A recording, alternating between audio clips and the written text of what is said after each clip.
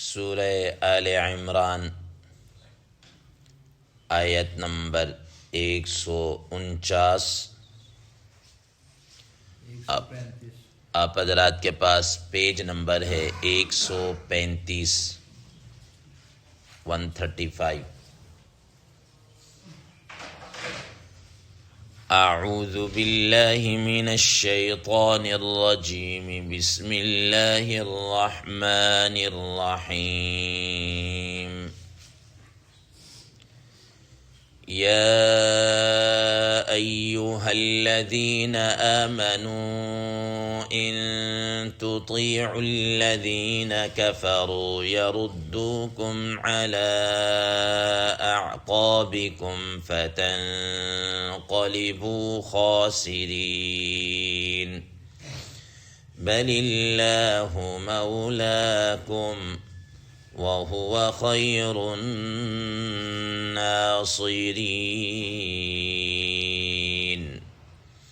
صدق اللہ العظیم۔ اللہم صل علی محمد النبی الأمی وعلی آلہ وسلم تسلیما کثیرا کثیرا۔ محترم سامعین کرام، ان آیات کا ترجمہ اللہ تبارک و تعالی ارشاد فرماتے ہیں، یا ایہا الذین آمنوا ان تطیعوا الذین کفروا، اے ایمان والو اگر تم ان کافروں کا کہنا مانو گے، یردوکم علی اعقابکم، تو وہ تمہیں تمہارے ایڑیوں پر پھیر دیں گے، تمہیں الٹا پھیر دیں گے، فتنقلبوا خاسرین، تو تم پلٹ جاؤ گے ناکام ہو کر، بل اللہ مولاکم، بلکہ اللہ تمہارا مولا ہے، دوست ہے، وَهُوَ خَيْرُ النَّاصِرِينَ، اور وہ سب سے بہترین مدد کرنے والا ہے۔ محترم سامعین کرام، ما قبل کی آیات میں اللہ تبارک و تعالی نے اہل ایمان کو یہ بات ارشاد فرمائی کہ یہ جو تم جہاد کر رہے ہو یا جو تم ثابت قدم ہو، یہ صرف تمہارے ساتھ ہی نہیں ہے، بلکہ اس سے پہلے جو امتیں گزری ہیں، حضرات انبیاء علیہ السلام کے ساتھ جو لوگ ایمان لے کر آئے، انہوں نے بھی جہاد کیا ہے، اور تمہیں چاہیے جس طریقے سے انہوں نے صبر اور استقامت اور ثابت قدمی اختیار کی، تمہیں بھی ویسے ہی ثابت قدمی اختیار کرنی چاہیے، اور جیسے انہوں نے اللہ تبارک و تعالی کے حضور دعائیں مانگی ہیں، ربنا اغفر لنا واسرافنا فی امرنا وثبت اقدامنا وانصرنا علی القوم الکافرین، یہ دعائیں مانگی ہیں، تو تمہیں بھی ویسے ہی اللہ تبارک و تعالی کے حضور دعائیں مانگنی چاہیے۔ محترم سامعین کرام، آج کی جو زیر درس آیات میں گویا کہ اللہ تبارک و تعالی اہل ایمان کو یہ بتا رہے ہیں کہ ان لوگوں کے نقش قدم پر تو چلنا ہے جو اللہ اور اس کے رسول صلی اللہ علیہ وسلم کو ماننے والے، اور ایسے لوگ جو کافر ہوں، منافق ہوں، ٹھیک، ان سے ان کی اطاعت نہیں کرنی، ان کی پیروی نہیں کرنی، ان کی فرما برداری نہیں کرنی، ان کی نافرمانی کرنی ہے۔ اگر تم ان کی پیروی کرو گے، ان کی اتباع کرو گے، تو تمہیں وہ ایمان سے پلٹا دیں گے، اور اگر تم ایمان سے پلٹ گئے، ایمان سے انہوں نے تمہیں پھیر دیا نا، تو اس سے بڑھ کر کوئی خسارہ نہیں ہے، اس سے بڑھ کر کوئی خسارہ نہیں ہے۔ یہ ما قبل کی آیات کے ساتھ اس کا یہ ایک ربط ہے۔ محترم سامعین کرام، اب ان آیات کے پس منظر کے طور پر اگر یہ واقعات ذہن میں رہیں گے تو ان کو سمجھنا، ان آیات کی تفسیر کو اور معنی مفہوم کو سمجھنا آسان ہو جائے گا۔ آپ حضرات کے علم میں ہے کہ غزوہ بدر کے موقع پر جب کفار کے بڑے بڑے سردار مارے گئے تو انہوں نے بدلہ لینے کے لیے دوبارہ مدینہ منورہ کے اوپر چڑھائی کی، تقریباً کوئی 1 سال کا گیپ ڈال کے بھرپور تیاری کے ساتھ مدینہ منورہ پر حملہ آور ہوئے. جی جب وہ مدینہ منورہ پر آئے تو انہوں نے اپنی اس تیاری کو اور اس آنے کو خفیہ رکھا تھا، اور وہ بڑے تیار ہو کر آئے تھے، بڑے جوش و جذبے کے ساتھ آئے تھے کہ اب ہم نے اس بدر کی جنگ کا ہم نے بدلہ لینا ہے. تو بڑے تیار ہو کر آئے تھے، اور تقریباً ان کی جو تعداد تھی وہ 3,000 کے لگ بھگ ان کی کیا ہے تعداد. اور یہ ڈھول ڈمکا بھنگڑا اور جیسے ان کا وتیرہ ہے دشمن قوتوں کا، اس طریقے سے وہ آئے. ادھر آپ حضرات نے یہ پورا واقعہ سن چکے ہیں کہ رسول اللہ صلی اللہ علیہ وسلم کو نہیں پتا تھا. جیسے ہی وہ لوگ قریب کہیں پہنچے تو حضرات صحابہ کرام اور رسول اللہ صلی اللہ علیہ وسلم کو پتہ چلا کہ بھئی اس طرح آ رہے ہیں. تو آپ صلی اللہ علیہ وسلم نے جہاد کے لیے حکم دیا، اور پھر وہ ساری کہ بھئی مدینہ منورہ کے اندر رہ کر لڑے، باہر نکل کر لڑے. یہ ساری باتیں کیا ہے ہو چکی، ٹھیک ہے. تو اس میں طے ہو گیا. اب رسول اللہ صلی اللہ علیہ وسلم جب جانے لگے تو ادھر جو منافقین تھے، اب انہوں نے تھوڑا سا پروپیگنڈا کرنا شروع کیا. اب ظاہر ہے منافق تو وہ لڑنا تو نہیں چاہ رہے تھے، لیکن انہوں نے اپنے نفاق کو بھی کیا کرنا تھا، چھپانا تھا. نفاق کو بھی چھپانا تھا. اب وہ کہنے جب نبی صلی اللہ علیہ وسلم کے یہ صحابہ کرام نکلے تو یہ بھی نکلے ساتھ، اور انہوں نے آپس میں اندر کھاتے یہ طے کر رکھا تھا کہ چلے تو جاتے ہیں لیکن ہم نے لڑائی نہیں کرنی، لڑائی میں شریک نہیں ہونا، اور ہم نے کوئی ایسی بات کرنی ہے جس کی وجہ سے ہم واپس پلٹ آئے، ہم واپس نکل آئے. اب ان منافقین ظاہر لیکن ابھی کوئی بہانہ ان کے ہاتھ نہیں آ رہا تھا. اب یہاں سے یہ ساتھ چلے گئے. جب ادھر غزوہ احد کے اندر احد کے میدان کے مقام پر پہنچے تو اب یہاں پر آ کر حضرات مفسرین کرام رحمہ اللہ کی دو رائے ہیں. بعض فرماتے ہیں کہ ابھی تک وہ دشمن پہنچا نہیں تھا کہ مسلمان پہلے وہاں پر پہنچ گئے، چونکہ وہ راستے میں تھا. جب نبی صلی اللہ علیہ وسلم کو بچا تو قریب تو تھے، لیکن اور مدینہ منورہ سے احد آپ حضرات کے علم ہے کہ 2-3 کلومیٹر کا فاصلہ، زیادہ دور نہیں ہے. تو یہ حضرات صحابہ کرام نبی صلی اللہ علیہ وسلم پہلے کیا ہے پہنچ گئے. تو ان منافقین نے کہا کہ بھئی لو نعلم قتالا لاتبعناکم، جیسا کہ آگے چل کر آئے گا کہ یہاں ہم کس سے لڑیں گے؟ کیا ہم نے پہاڑوں کے ساتھ سر ٹکرانا ہے؟ یہاں تو ہے ہی کوئی نہیں، ایویں خام مقام آ گئے. بس انہوں نے بھانا چاہیے تھا نا، تو وہ وہاں سے کیا ہے سلپ ہونا شروع ہو گئے، کھسکنا شروع ہو گئے. اور دوسری روایات میں آتا ہے کہ جب ان کو پتہ چلا یا انہوں نے دیکھا کہ بہت بڑی لشکر مسلمانوں کے مقابلے میں ہے، کفار ہیں، اور یہ تو انہوں نے کہا کہ بھائی وہ تو اتنے لوگ جوش و جذبے، غیظ و غضب اور پتہ نہیں کس طریقے سے ہیں، اور ادھر تمہاری تعداد ہی کتنی ہے، تو وہ تم سے 1 گنا ہوتا ہے، 2 گنا ہوتا ہے، پتہ نہیں کئی گنا بڑا لشکر ہے. ان کے ساتھ تو اپنے آپ کو لڑنا یا ان کے ساتھ ٹکرانا یہ تو موت کے اندر، موت کو کہنے منہ میں ہاتھ ڈالنے والی بات ہے. اتنے بڑے لشکر کے ساتھ یہ تو اپنے آپ سیدھی خودکشی ہے، یہ جہاد تھوڑا ہے. اس طرح تو انہوں نے جناب والا اس طرح کہلوا کر وہاں سے کیا ہے واپس ہو گئے. تو یہ تو پہلے سے تیار تھے. اب 300 افراد یہ منافقین یہاں سے نکلے. اب ان 300 کے اندر حضرات مفسرین کرام رحمہ اللہ فرماتے ہیں، جیسا کہ پیچھے بھی آ گیا کہ اکثریت تو منافق، لیکن کچھ مسلمان بھی ایسے تھے جو سادہ لوگ تھے، وہ ان کے پروپیگنڈے کے اندر بھی کیا ہے آ رہے تھے. جیسا کہ قبیلہ بنو حارثہ اور قبیلہ بنو سلمہ کے لوگ تھے، وہ ان سے تھوڑا سا متاثر ہو چکے تھے کہ یار یہ، لیکن پھر اللہ تبارک و تعالیٰ جیسے پیچھے ہم پڑھ کے آ چکے، اللہ تعالیٰ نے ان کو ایمان کی وجہ سے استقامت عطا فرمائی. انہوں نے کہا کہ بھئی کیا رسول اللہ صلی اللہ علیہ وسلم جا رہے ہیں، یا ابو بکر صدیق رضی اللہ تعالیٰ عنہ جا رہے ہیں، یا عمر فاروق رضی اللہ تعالیٰ عنہ، جب وہ سب حضرات ادھر ہیں تو ہم کیوں جائیں؟ تو وہ بھی پھر کیا ہے، لیکن ایک مرتبہ ان کی پروپیگنڈے سے کیا ہو چکے تھے، متاثر ہو چکے تھے. اب حضرات مفسرین کرام رحمہ اللہ یہاں پر ایک اور بات بھی ارشاد فرماتے ہیں.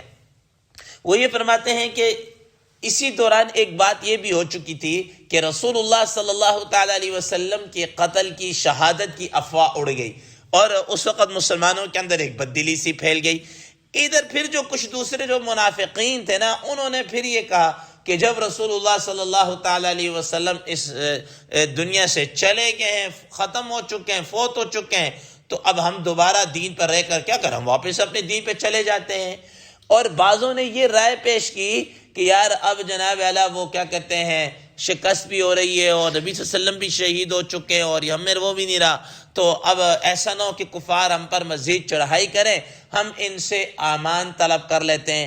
حضرت ابو سفیان رضی اللہ تعالیٰ عنہ جو اس وقت رضی اللہ تعالیٰ عنہ نہیں ہوئے تھے، ایمان نہیں لے کر آئے تھے، تو ہم ان سے امان طلب کر لیتے ہیں کہ بھئی آپ ہمیں امان دے دیں، ہم نہیں لڑتے، اور یہ اس قسم کی یہ چیزیں دیں۔ تو اللہ تبارک و تعالیٰ نے ان ساری چیزوں کو کیا ہے کور کرنے کے لیے اور مسلمانوں کو بتانے کے لیے کہ ان کافروں کے، منافقوں کے، یہود کے اور ان سب کے پروپیگنڈا میں نہیں آنا۔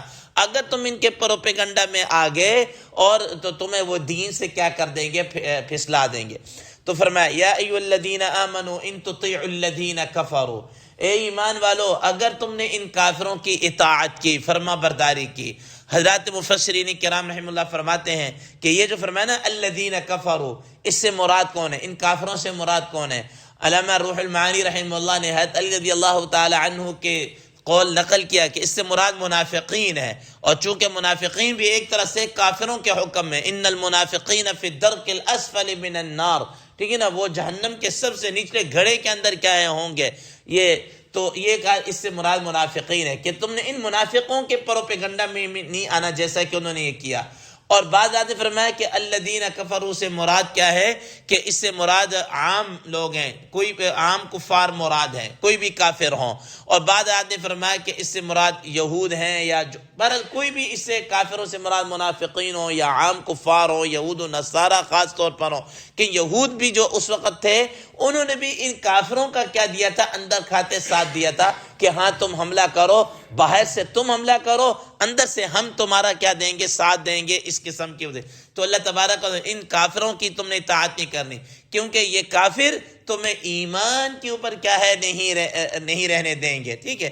یردوکم علی اعقابکم فتنقلبوا خاسرین، یہ تمہیں تمہارے ایمان، تمہارے ایڑیوں سے پھیر دیں گے، مطلب تمہیں تمہارے ایمان سے کیا کر دیں گے، پھیر دیں گے، اور تمہارا یہ پھر جانا یہ انتہائی خسارے کے اندر ہوگا۔ محترم سامعین کرام، آج بھی اگر ہم تھوڑا سا غور کریں تو اہل ایمان کو یہ کفار یہ ایمان والوں کے اندر گھس کر یہ ایمان والوں کو ایمان پر رہنے نہیں دے رہے، ایسے جناب اللہ وہ سازشیں، شرارتیں اور ایسی منصوبہ بندی کرتے ہیں کہ مسلمان اگر ایمان سے نہ بھی پھرے تو کم از کم یہ پورا مسلمان بھی نہ رہے، پورا مسلمان بھی نہ رہے۔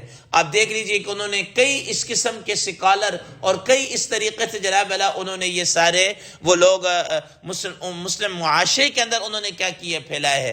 ایک بہت بڑے صحافی تھے، ابھی نام ذہن میں نہیں رہا، تو انہوں نے کہا کہ میں ایک مرتبہ امریکہ کی کسی ریاست کے اندر گیا تو مجھے میرا کوئی ایک دوست تھا، وہ ملانے کے لیے گئے کہ ایک بیابان جگہ کے اندر لے کے گیا، ایک جنگل تھا، وہاں جنگل کے اندر مجھے کہتا ہے حیران یار مجھے جنگل کے اندر اور ایسے کہتے ہیں وہاں جنگل کے اندر دیکھا ایک بڑی ہی شاندار عمارت اور اس طرح، میں حیران رہ گیا کہ بھی جنگل کے اندر یہ منگل کہاں سے آ گیا ایسی جگہ۔ اندر گیا تو دیکھا کہ ایک بڑا شاندار قسم کا کیا ہے مدرسہ ہے، مدرسہ ٹائپ ہے، بڑے بڑے جناب داڑھیوں والے، پگڑیاں اور اس قسم کے سارے۔ میں حیران رہ گیا کہ یار اتنے بیابان کے اندر ایک مدرسہ اور اس طرح، وہ بھی کفرستان کے اندر، اور یہ اس طریقے سے حدیث، تفسیر اور اسلامی کون سے فنون ہیں جو ان کو نہیں پڑھائے جا رہے، اور ان کی شکلیں ایسے جیسے نورانی فرشتے اور یہ۔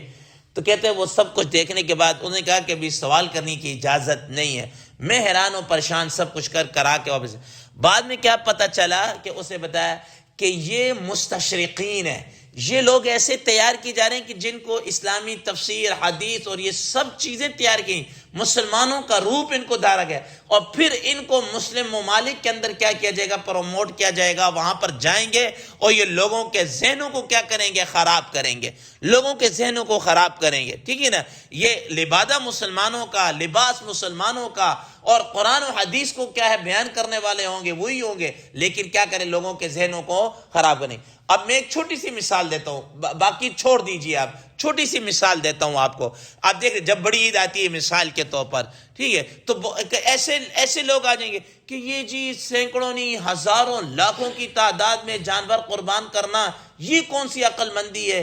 تو آپ نے مطلب ہے کہ یہ گوشت جو جانور ذبح کرنا ہے کسی غریب کو ہی کھلانا ہے نا، غریب کو ہی کھلانا نا. تو جب غریب کو کھلانا ہے تو آپ یہ پیسے اس کو دے دیں, وہ اپنی کوئی ضرورت پوری کر لے گا, اس کی ضرورت بھی پوری ہو جائے گی اور آپ کا یہ بھی ہو جائے گا اور فلانا بھی ہو جائے گا, مقصد بھی یہ اور فلانا یعنی کہ اور یہ بھی ہو جائے گا. مطلب اس قسم کے وہ ڈھکوسلے جو اپنے تئیں جناب اللہ وہ فلسفے کیا ہے چھوڑ رہے ہوں گے, یہ اس طرح کے لوگ ہیں. تو اللہ تبارک و تعالی نے پہلے سے خبردار کر دیا کہ ان لوگوں کی باتوں میں نہیں آنا. قرآن مجید آپ 21واں پارہ آپ سورہ احزاب کو پڑھی, یا ایھا النبی اتق اللہ ولا تطع الکافرین والمنافقین.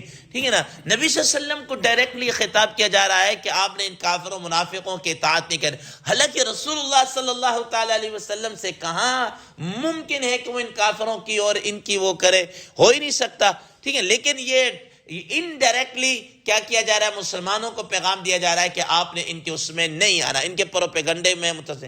اور بھی دیکھ لیجئے مسلمانوں کے اندر کئی ایسے, میں نام نہیں لینا چاہتا, کہ جو اس وقت منکرین حدیث ہے, کوئی کس طرح کا فتنہ سوشل میڈیا کے اوپر ایسے اس قسم کے لبرلز اور اس قسم کے جناب اعلیٰ وہ مسلمانوں کا لبادہ اوڑے ہوئے کئی لوگ آپ کو, ایک نہیں کئی سینکڑوں آپ کو کیا ہے مل جائیں گے جو مسلمانوں کے ایمان اور عقائد کے ساتھ کیا کر رہے, کھیل رہے. تو مسلمانوں کو خبردار کیا جائے گا ان میں نہیں آنا, ورنہ یہ تمہیں پلٹا دیں گے. بل اللہ مولاکم وہو خیر الناصرین. اور یاد رکھنا اللہ ہی تمہارا کیا ہے, مولا ہے. یہ تم جو کہہ رہے ہو نا کہ ہم ابو سفیان سے امان طلب کر لیں, ان سے پناہ لے لیں, وہ ہمیں کچھ نہ کہے, یہ کہاں سے؟ بل اللہ مولاکم. تمہارا مطمع نظر, تمہاری سوچ, تمہارا زاویہ کس کی طرف ہونا چاہیے؟ اللہ مولاکم, اللہ تمہارا کیا ہے, مولا ہے, آقا ہے, سردار ہے, معبود ہے. وہ خیر الناصرین, وہ سب سے بہترین کیا ہے, مدد کرنے والا ہے. اس نے مدد نہیں کیا غزوہ بدر میں مدد نہیں کی, غزوہ حنین میں مدد نہیں کی, اور دیگر مواقع پر مدد نہیں کی ہے نا. تو وہ سب سے بہترین کیا ہے, مدد کرنے والا ہے. یہ کفار کیا ہے, کوئی مدد نہیں کر سکتے. وہ خیر الناصرین, وہ بہترین کیا ہے, مدد کرنے والا ہے. آگے مزید اسی کے متعلق انشاءاللہ کل ذکر کیا جائے گا. اللہ تبارک و تعالی عمل کی توفیق عطا فرمائے. وآخر دعوانا ان الحمدللہ رب العالمین.